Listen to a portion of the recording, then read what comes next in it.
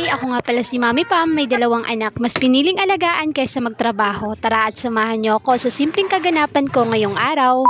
Kay eto, nakapag-edit nga ako kaya may update na naman ako sa inyo sa buhay ko. Uy, tara samahan niyo ako sa ganap namin no ngayong araw. Ay kay wala namang kinakain ng mga sagdat na tao na to. Ayan, nanguha nga kami ng mayabas. Ay kay kahit masakit yung ngipin natin, oy kumagat tayo nito. Katapos nga pala nila kumuha ng mayabas no, sunod naman nilang kinuha eto nga palang kalamansi. Kaya ayan si Kuya busy nga rin dyan. Una nga rin pala sa mga oras na yan pero nandyan pa rin kami sa labas ng bahay. Minsanan lang din naman kami makalabas no. Tiniming talaga namin na palaging hapon nga kami lumalabas kay wala ng init syempre. Kay kung baka tanghali tayo lumabas ng bahay no, masunog lang tayo eh. Bihis nga lang pala ako no pagkapasok ko nga ng bahay at saka eto magpapalit lang muna nga ako sa sapin nga ng kutsyon. Ay kay hindi na yun natin hihintayin na mga may laway na kay madumi na kailangan na talagang palitan. At mabuti na lang talaga kay dala ko nga itong aking nulukot no gusot bedsheet. At sa mga gustong umorder pala nito no, huwag kayong mag-alala, ilalagay ko yung link sa comment section kung saan ko nga ito nabili. Ayan, napakaganda talaga at natapos nga rin pala ako dyan sa paglalagay ng cover no, nagpa-cute-cute pa dito si Kuya. Fast forward ng kinabukasan pala no, eto nga pala yung ganap namin. Kaya nagising nga kami dyan no, mag-aalas 8 na rin talaga ng umaga. At ayan, hindi pa nga nakarecover yung mukha natin sa pagkakatulog. Hoy, gising!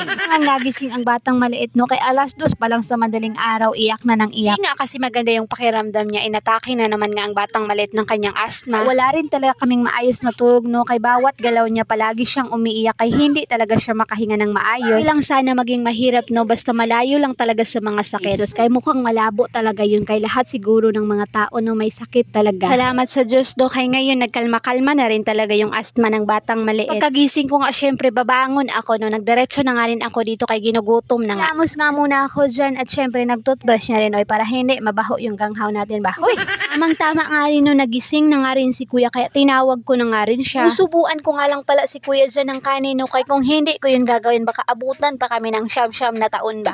Tapos nga pala namin kumain no, sunod ko ring anisikaso, ito nga palang iinumin ng batang maliit. Malabo nga yung tawag dito sa amin no, ito nga yung pinapainom ko sa kanya. Pinababad ko nga lang pala yan no sa mainit na tubig tapos pipigain ko lang tapos pipigaan ko lang din ng kalamansi. Kaya pagpasensyahan nyo na rin yung voice over ko no, kay napakaingay din talaga dito ng dalawang bata. Bobby, what's No, kay kayo na lang talaga yung mag-adjust kung anong sinabi nga ni Kuya. Napainom ko na nga rin pala yan dyan si BBC yan at pahirapan nga ako na painumin nga siya nito. Fast forward, binihisan ko nga ang batang maliit at katapos pinatulog ko nga siya kay ngayon ng araw maglalaba nga rin pala ako.